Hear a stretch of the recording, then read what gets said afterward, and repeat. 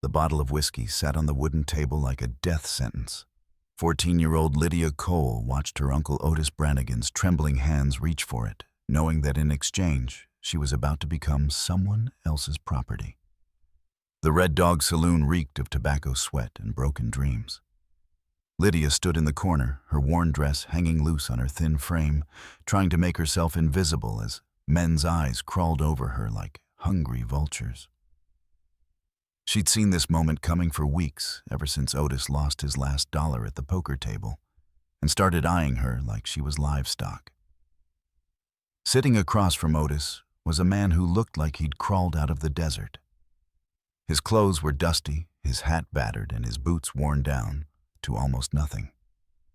Josiah Pike appeared to be just another drifter passing through Copper Ridge, Arizona territory. But something about his eyes didn't match the rest of him. They were too sharp, too calculating for a man who supposedly had nothing. Otis's voice cracked as he spoke. "She's a good worker. Real quiet, won't give you no trouble." His words slurred from the drink he'd already consumed. "All I need is that bottle there, and she's yours." Lydia's stomach twisted into knots. She wanted to run, to scream, to fight. But where could a 14-year-old girl go in the middle of the Arizona desert? Her parents died of fever 2 years ago, leaving her with Otis, her father's brother, who saw her as nothing more than a burden to feed, and now, apparently, a commodity to trade. Josiah studied the girl for a long moment. Behind his weathered exterior, his mind was racing. He'd come to Copper Ridge in disguise to see how his mining investments were affecting the local communities. What he'd found was worse than he'd imagined. Desperation so deep that men were willing to sell children for alcohol. The other men in the saloon watched with sick fascination. Some laughed, others shook their heads, but none stepped forward to stop what was happening. This was the kind of place where decent folks didn't venture after dark, and those who did had long since abandoned their consciences. Josiah reached into his pocket and pulled out a small leather pouch. The clink of coins made Otis's eyes light up with greedy hope. "That bottle plus 2 silver dollars," Josiah said quietly. Otis nearly fell out of his chair, reaching for the money. "Deal, she's all yours, mister." Lydia felt the world spinning around her. In the span of 30 seconds, her life had been reduced to the value of cheap whiskey and 2 pieces of silver. She looked at this stranger, who now owned her, searching his face for any hint of what nightmare awaited her. But what Josiah planned to do with his new purchase would shock everyone in that saloon, including Lydia herself. Josiah stood up slowly, his chair scraping against the wooden floor. The sound cut through the saloon's chatter like a knife, and suddenly every conversation died. All eyes were on him and the terrified girl who now belonged to him. "Come on, then," he said to Lydia, his voice surprisingly gentle. But she heard it as a command from her new master and felt her legs go weak. As they walked toward the door, Lydia caught fragments of whispered conversations. "Poor little thing, probably end up in a brothel. That's what happens to girls with no family." Each word was a dagger to her heart, confirming her worst fears about what this stranger planned to do with her. The desert air hit them as they stepped outside. Copper Ridge's main street was nearly empty, except for a few drunks stumbling between establishments. Josiah walked beside her, not behind her like she expected. He wasn't grabbing her arm or treating her like escaped livestock. The confusion only added to her terror. "Where are we going?" Lydia finally found the courage to whisper. "Somewhere we can talk without those vultures listening," Josiah replied, nodding back toward the saloon. They stopped beside a water trough near the general store. Josiah turned to face her, and in the moonlight, Lydia could see something in his expression that didn't match what she expected from a man who just bought a human being. There was anger there, but it didn't seem directed at her. "What's your name, child?" "Lydia Cole," she answered, her voice barely audible. "And that man in there, Otis, he's family." She nodded. My uncle been taking care of me since my parents died. The word care felt like a lie even as she said it. Josiah was quiet for a moment, studying her face. Behind his calm exterior, rage was building not at this frightened girl, but at a system that allowed children to be traded like cattle. He'd seen poverty in his mining towns, but this level of desperation was something else entirely. "Lydia, I need you to listen carefully to what I'm about to tell you," he said, crouching down so they were eye level. "You're not my property. You're not anyone's property. Do you understand that?" She stared at him, certain she'd heard wrong. Men didn't spend money just to set people free, not in her experience. "But you paid for me," she whispered, confused. "I paid to get you away from that situation. There's a difference." Lydia's mind raced. Nothing about this made sense. Men like Josiah, rough working men, they didn't rescue girls out of kindness. There had to be a catch, some twisted plan he wasn't revealing yet. "What do you want from me then?" she asked, taking a step backward. Before Josiah could answer, the saloon doors burst open behind them. Otis came stumbling out, the empty whiskey bottle in his hand and fury in his bloodshot eyes. He'd apparently had second thoughts about their deal. "Hey, where do you think you're taking my niece, Otis?" Brannigan staggered toward them, the empty bottle swinging dangerously in his grip.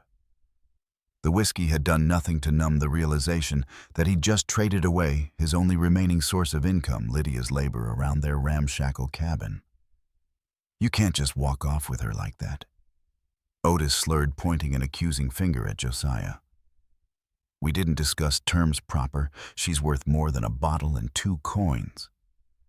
Josiah slowly rose to his full height, and something about his posture made Otis stop mid-stride.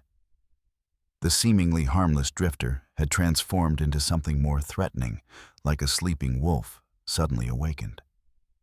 "The deal's done, Brannigan. You got what you asked for. But I changed my mind." Otis whined. "She's blood family. I got rights." Lydia felt sick watching her uncle's performance. For 2 years he'd made it clear she was nothing but a burden. Someone to cook his meals, mend his clothes, and absorb his drunken rage when the whiskey turned him mean. Now suddenly she was valuable to him. Rights. Josiah's voice carried a dangerous edge. What kind of man sells his own blood for liquor? Other men began filtering out of the saloon, drawn by the commotion. Word was spreading fast that something interesting was happening on Main Street. In a town like Copper Ridge, entertainment was scarce, and a dispute over a sold girl was better than most Saturday night attractions. "She ain't really sold," one of the onlookers called out. "Otis is just having seller's remorse. Maybe they should arm wrestle for her," another suggested, earning ugly laughter from the growing crowd. Lydia wanted to disappear into the ground. These men were discussing her fate like she was a piece of livestock. And the worst part was that legally, that's exactly what she was. Women and children had few rights in the territory, and orphaned girls like her had even fewer. Otis, emboldened by the crowd's support, stepped closer. "Look, mister, I don't know who you think you are, but that girl's been my responsibility for 2 years. I fed her, clothed her, kept a roof over her head. That's worth more than what you paid." The lie was so blatant that Lydia gasped. She'd been the one scavenging for food, mending her own threadbare clothes, and patching the holes in their cabin roof. Otis had spent every penny he could find on gambling and drink. Josiah glanced at Lydia and saw the truth written all over her face. The girl's condition told the real story. She was undernourished. Her dress was practically falling apart, and there were old bruises on her arms that spoke of regular mistreatment. "How much?" Josiah asked quietly. The crowd pressed closer. Otis's eyes lit up with greed. $20 cash. It was an enormous sum, more money than most people in Copper Ridge saw in 6 months. Otis clearly expected Josiah to walk away, leaving Lydia behind. But what happened next would leave the entire town talking for years to come. Without hesitation, Josiah reached into his coat and pulled out a roll of bills that made the crowd gasp. In the flickering light of the street lamps, they could see more money than most of them had ever witnessed in one place. He counted out $20 and held it toward Otis. Done. The silence that followed was deafening. Otis stared at the money like it might disappear if he blinked. $20 was enough to keep him drunk for months, maybe even buy into some of the higher-stakes poker games in the neighboring towns. But something about how easily Josiah had produced such a sum made the crowd uneasy. Working men, drifters, miners, ranch hands, they didn't carry rolls of cash like that. They counted pennies and made dollars stretch for weeks. "Who the hell are you, mister?" asked Frank Miller, the saloon owner who'd followed the crowd outside. Josiah ignored the question and kept his attention on Otis. "Take the money and walk away. This is the last time we discuss this." Otis snatched the bills so fast he nearly dropped the empty bottle. "Pleasure doing business," he mumbled, stuffing the money into his pocket. As he turned to go back into the saloon, he paused and looked at Lydia with something that might have been regret. Or maybe just the calculation of a man wondering if he'd sold too cheap. The crowd began to disperse, but their whispered conversations carried on the night air. "That ain't no ordinary drifter. You see how much money he had? Something ain't right about this whole thing." Lydia stood frozen, watching her uncle disappear back into the saloon. Despite everything he'd put her through, he was the only family she had left. Now she was truly alone in the world, with a complete stranger who carried mysterious amounts of cash. Lydia, Josiah said gently, "I know you're scared, but I need you to trust me for just a little while longer." Trust, the word felt foreign to her. When had anyone ever proven worthy of her trust? "Where are we going?" she asked. "Somewhere safe. Somewhere you can eat a proper meal and sleep in a real bed. If you were Lydia, what would you do? Follow this mysterious stranger who just spent a fortune to buy your freedom, or run into the desert night and take your chances alone? Tell me in the comments. I need to know which side you'd choose." Because what Lydia decided next would change everything she thought she knew about survival. She looked back at the saloon, then at the dark desert stretching endlessly beyond the town. Finally, she looked at Josiah, really looked at him. Despite his rough appearance, there was something in his eyes that Otis had never shown her genuine concern for her welfare. "Okay," she whispered. They walked together through the quiet streets of Copper Ridge toward the town's only decent hotel. As they approached the Grand Palace Hotel, which was neither grand nor palatial, just the cleanest establishment in town, Josiah paused. "Lydia, I need to tell you something. My real name isn't what I told your uncle." She looked up at him, confused and frightened again. "And tomorrow, when the sun comes up, this whole town is going to discover exactly who I really am." The hotel clerk's eyes widened when Josiah approached the front desk. Arthur Finch had been working at the Grand Palace for 15 years, and he'd never seen someone dressed like a common drifter request their finest room while pulling out a roll of cash thick enough to choke a horse. "I need your best accommodations for the night," Josiah said, placing a $20 bill on the counter. "And have the kitchen prepare a hot meal, something suitable for a young lady." Arthur's gaze shifted nervously between Josiah and Lydia. Word traveled fast in small towns, and he'd already heard whispers about the unusual transaction at the Red Dog Saloon. The last thing he wanted was trouble in his establishment. "Sir, I'm not sure we can accommodate unusual arrangements," Arthur stammered. Josiah's expression hardened. "The girl needs food and a safe place to sleep. Are you telling me this hotel doesn't provide those basic services?" "No, sir. Of course we do. It's just that," Arthur glanced around nervously, then leaned forward and whispered, "People are talking, sir, about what happened at the saloon. Maybe it would be better if you found lodging elsewhere." The implication hung in the air like smoke. Arthur assumed the worst about Josiah's intentions with Lydia, and his moral cowardice was wrapped in the thin disguise of business concerns. Lydia felt her cheeks burn with shame. Even here in what was supposed to be the town's most respectable establishment, she was being treated like damaged goods. I see, Josiah said quietly. He reached into his coat again and pulled out a small leather wallet. From it, he withdrew a card and placed it on the counter next to the money. Arthur picked up the card, and his face went pale. His hand started shaking so violently, he nearly dropped it. "Mr. Pike," he whispered, "I had no idea. Please forgive me, sir." Lydia watched the transformation with fascination. Whatever was written on that card had turned the arrogant hotel clerk into a groveling servant in the span of seconds. "Your finest suite." Josiah repeated, his voice carrying new authority: hot food, hot bath water, and absolute discretion. "Yes, sir. Immediately, sir. Right away." Arthur frantically rang the bell for assistance. Sadie, get up here now." A young woman appeared from the back room, wiping her hands on her apron.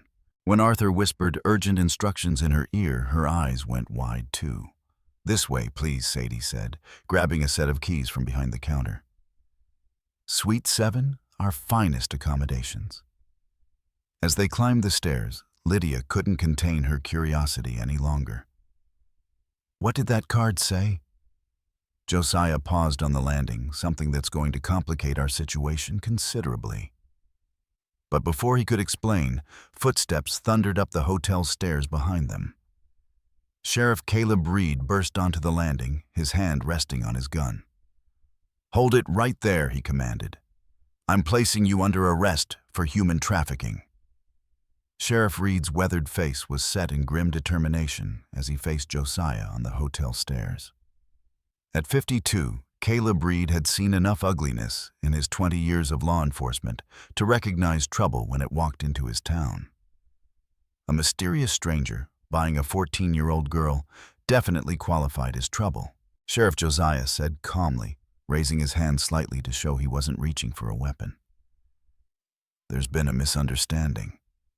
The only misunderstanding is you thinking you could traffic a child through my territory without consequences." Reed replied, his hand still hovering over his Colt. "Lydia, step away from him. You're safe now." Lydia found herself caught between two men, neither of whom she fully understood. The sheriff represented law and order, but returning to Otis meant returning to a life of misery and abuse. Josiah had shown her kindness, but everyone seemed to believe he had sinister motives. Sheriff Reed Arthur Finch called up from the bottom of the stairs, his voice cracking with nervousness. "Sir, you might want to see this before you make any arrests." He held up the card Josiah had shown him. Reed kept his eyes on Josiah, but gestured for Arthur to bring the card up. When the hotel clerk placed it in his hand, the sheriff's confident expression faltered. He read it once, then again, then looked at Josiah with new confusion. "This can't be right," Reed muttered. "I assure you it is," Josiah replied. Lydia watched the exchange with growing frustration. Everyone seemed to know something she didn't, and she was tired of being treated like a piece of furniture while adults decided her fate. "What does it say?" she demanded. Sheriff Reed looked at her, then at Josiah, clearly struggling with how to proceed. The card in his hand had completely changed the situation, but it didn't resolve the moral questions surrounding a grown man purchasing a child. Miss Cole Reed said carefully, "This man claims to be Josiah Pike.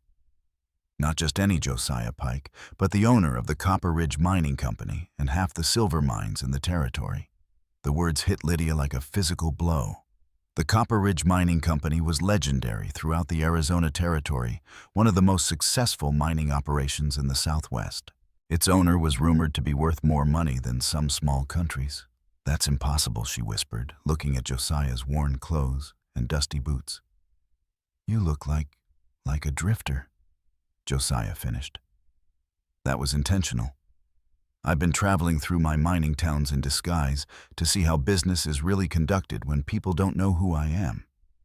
Sheriff Reed lowered his weapon, but didn't holster it. "Even if you are who you claim to be, it doesn't change the fact that you purchased a human being. That's illegal regardless of your intentions." Is it illegal to pay someone's debts to get them away from an abusive situation? Josiah asked. Depends on what you plan to do with the girl afterward. The tension on the staircase was thick enough to cut with a knife. Other hotel guests had begun peering out of their rooms, drawn by the commotion. Sadie stood pressed against the wall, clearly wishing she was anywhere else. Josiah reached slowly into his coat pocket, making sure his movements were visible to the sheriff. He pulled out an official-looking document and handed it to Reed. "What's this?" the sheriff asked, unfolding the paper. "Legal guardianship papers," Josiah replied. "Already signed and witnessed in Phoenix. I've been planning to establish an orphanage here in Copper Ridge for months. Lydia will be my first ward." But as Sheriff Reed read the document, his expression grew even more troubled than before. Sheriff Reed's brow furrowed deeper as he studied the guardianship document. The papers looked official enough, proper seals, legal language signatures from Phoenix territorial authorities. But something about the timing bothered him. "These papers are dated 3 days ago," Reed said slowly. "But you just met Lydia tonight at the saloon. How do you have guardianship papers for a girl you never met?" The question hung in the air like smoke from a gunshot. Even Arthur and Sadie leaned closer, sensing that they were witnessing something extraordinary unfold. Josiah was quiet for a long moment, and Lydia could see him weighing his words carefully. Whatever he was about to reveal would change everything again. "Because I've been watching this town for weeks, Sheriff. And I've been watching Otis Brannigan's treatment of his niece." The admission sent a chill through everyone present. Lydia felt her stomach drop. Had this entire evening been orchestrated? Had her rescue been planned all along? "You've been spying on us," Reed demanded, his hand moving back toward his weapon. "I've been investigating," Josiah corrected. "My mining operations bring significant money into this territory. I make it my business to know how that money affects the communities where I operate." What I found in Copper Ridge was disturbing. He turned to look directly at Lydia. "I saw a 14-year-old girl doing the work of a grown woman, while her guardian spent every penny on whiskey and cards. I saw bruises on her arms when she went to the well each morning. I saw her mending clothes by candlelight long after decent folks were asleep." Lydia's cheeks burned with embarrassment and something else. A strange mixture of violation and relief. Someone had been watching her suffering, but someone had also cared enough to do something about it. "So you had these papers drawn up before you ever spoke to her?" Sheriff Reed pressed. "I had them prepared as a contingency. I hoped I wouldn't need them. I hoped Otis would come to his senses, or that some family member would intervene, or that the community would step in to help." Josiah's voice carried disappointment and anger. "Instead, I watched him get more desperate and more dangerous. Tonight, when I saw him heading to the saloon with Lydia in tow, I knew what he was planning." The sheriff processed this information, glancing between the document and Josiah's face. "Even if everything you're saying is true, purchasing a human being is still illegal. You could have come to me, worked through proper channels." "And how long would that have taken?" "Sheriff, how many nights would Lydia have spent in that cabin while bureaucrats shuffled papers? How many more bruises would she have collected while we waited for the territorial government to act?" Before Reed could respond, rapid footsteps echoed up the stairs. Otis Brannigan appeared on the landing, wild-eyed and clutching a shotgun. "Nobody's taking my property anywhere." The narrow hotel hallway erupted into chaos as Otis stumbled up the stairs, his shotgun weaving dangerously in his unsteady hands.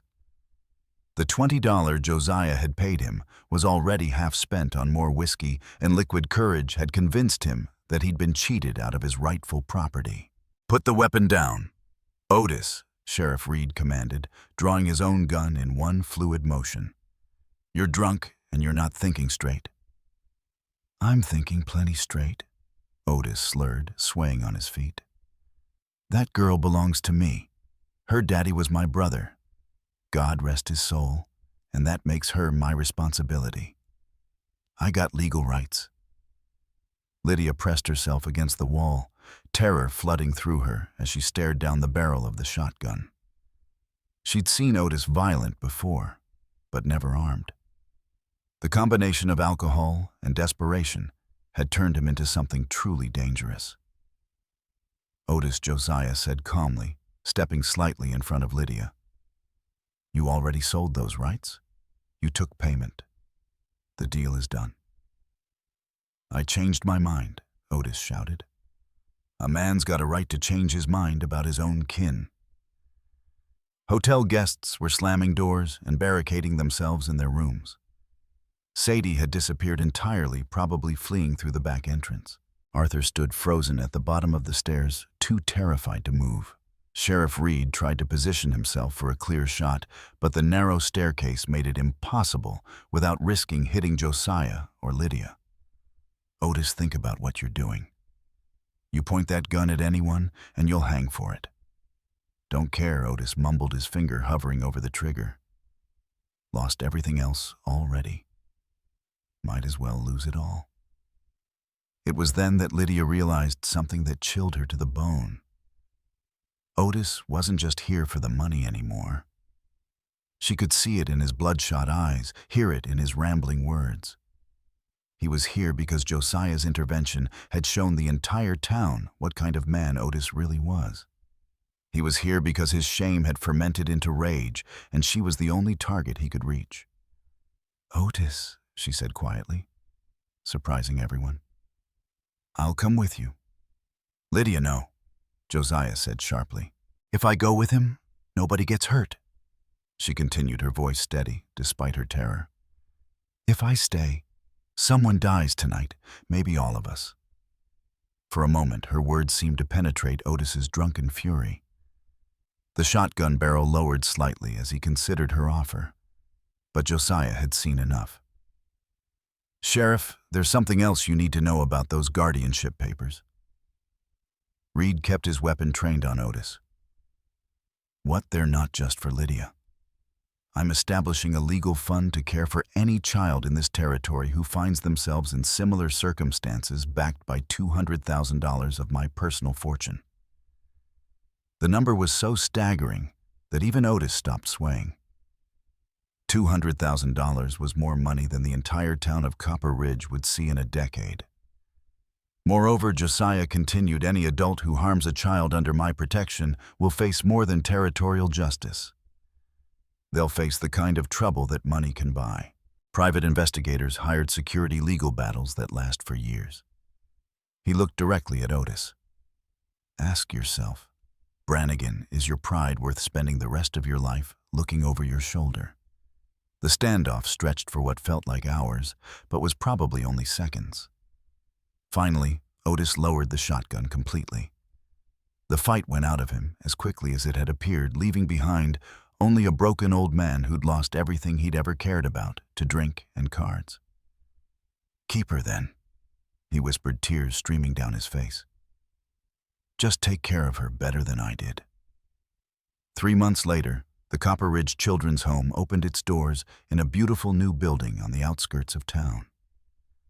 Lydia Cole served as its first resident and eventually as Josiah Pike's unofficial assistant in running the operation. Otis Brannigan left town the next morning and was never seen again, though rumors persisted that a man matching his description had joined a wagon train heading to California. Sheriff Reed kept Josiah's identity secret for as long as possible. But word eventually spread throughout the territory about the mining magnate who disguised himself as a drifter to save a child from slavery. The story inspired similar charitable efforts in other towns, and within 5 years, a network of children's homes stretched across the American Southwest. As for Lydia, she grew up to become a teacher, an advocate for orphaned Fadi children, dedicating her life to ensuring that no child would ever again face the choice between family loyalty and personal survival. She never forgot the night a stranger in dusty clothes proved that sometimes the most unlikely heroes are hiding in plain sight. If you love this story of courage and redemption, hit that subscribe button, because we have more incredible tales from the Old West that will restore your faith in human nature. Now click on the video on the screen because the next story carries something you can't explain, only feel. And when it ends, you won't be the same. Click on the video now.